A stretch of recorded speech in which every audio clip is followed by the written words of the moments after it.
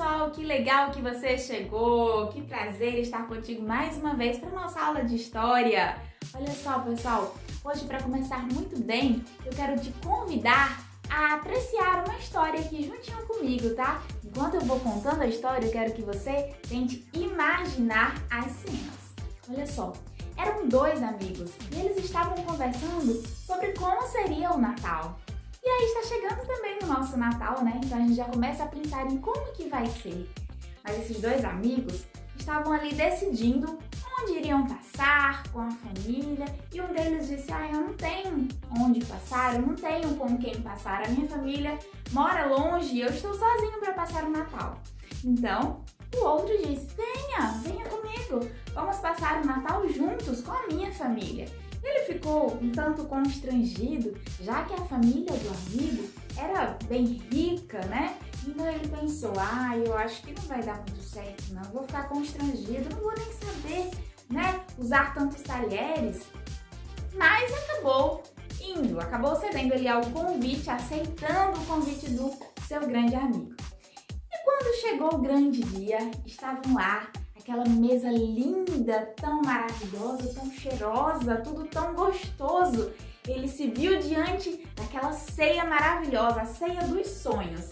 Mas, quando ele olhou ali para um detalhe naquela mesa, o peru estava partido na metade. E ele se espantou com aquilo, ele estranhou aquela situação.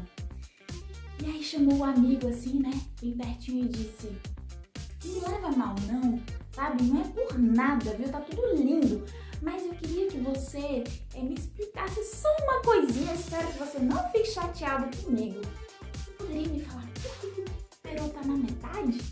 E aí o amigo disse, olha só, você acredita que a minha vida toda isso aconteceu e eu sempre comi o peru na metade e nunca perguntei à minha mãe?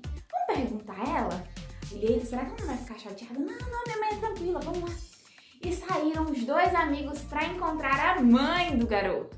E então, diante dela, eles perguntaram, mãe, por que o peru está na metade? E eu comi a vida toda desse jeito, mas nunca me dei conta de perguntar isso para a senhora. E aí a mãe respondeu, meu filho, você acredita que eu comia sempre, a minha mãe sempre fazia dessa forma? E aí, quando eu passei a fazer a minha própria ceia de Natal aqui, eu continuei fazendo como a minha mãe me ensinou, mas nunca perguntei a ela, você acredita? E agora até eu fiquei curiosa.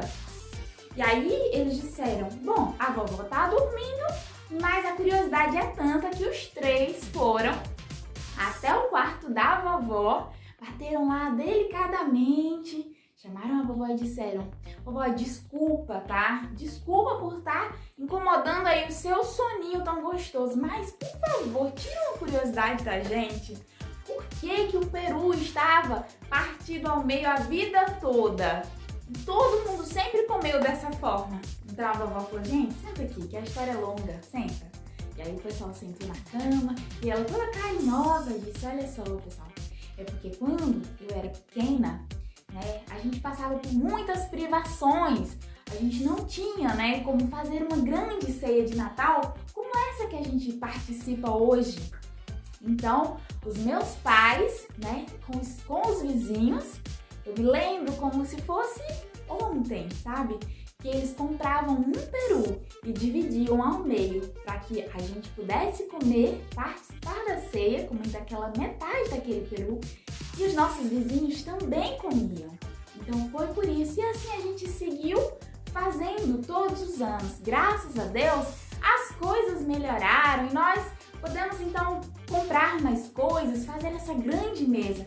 Mas o costume de sempre comer o peru partido ao meio permaneceu até hoje. Que bom que vocês chegaram ao momento de me perguntar sobre essa história, sobre essa memória. Foi muito legal saber que tudo isso que a gente passou e hoje nós podemos chegar até aqui. O patrimônio cultural brasileiro nos faz ser o que somos. Quanto mais o país cresce e se educa, mais cresce e se diversifica o seu patrimônio cultural. O patrimônio de cada comunidade é importante na formação da identidade de todos os brasileiros. O conjunto de bens considerados de interesse público, que por sua vinculação a fatos memoráveis da história do Brasil, quer por seu excepcional valor arqueológico ou etnográfico, bibliográfico ou artístico, são denominados Patrimônio Histórico e Artístico Nacional. Marcos da memória. A memória é um conceito que pode significar muitas coisas, mas não é sinônimo de história. Essas noções se relacionam, mas não são a mesma coisa. A memória se nutre da história e de seus processos. Quando usamos essa palavra, memória, normalmente estamos considerando a equivalente à lembrança. Caso perguntem a você, onde passou as últimas férias? Depois de pensar, você vai encontrar a informação em sua memória. Existe também outro significado para memória, que diz respeito a hábitos que herdamos culturalmente. Isso ocorre quando percebemos que não chegamos a viver em determinado tempo, quando certo costume foi inventado, mas ele não chegou até nós. Isso quer dizer que existe uma memória coletiva sobre esse hábito, que foi praticado de geração em geração e passado oralmente às pessoas. Há vários exemplos disso. Uma forma de fazer uma comida que se aprendeu com a família, um tipo de bordado que as famílias de certa região praticam, hábitos de cura por meio de chás ou medicina natural. Agora você irá realizar as atividades nas páginas 86 e 87 do seu Caderno Integrado 3 do Aprendendo em Casa.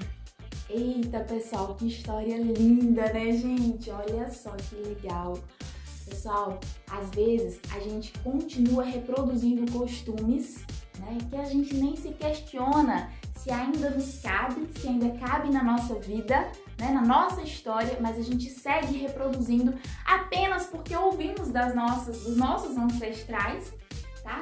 Então, pessoal, vale a pena em algum momento da nossa vida a gente parar e refletir sobre as nossas ações, tá? Se elas ainda cabem na nossa história, se estamos seguindo apenas padrões, costumes, hábitos, apenas reproduzindo aí as nossas memórias, tá bom? O nosso patrimônio cultural, que sim, precisa e merece ser valorizado, mas também é preciso refletir sobre tudo isso, tá bom? Espero realmente que vocês tenham gostado aí dessa história, tá bom? Eu agradeço muito porque vocês ficaram até aqui juntinho comigo.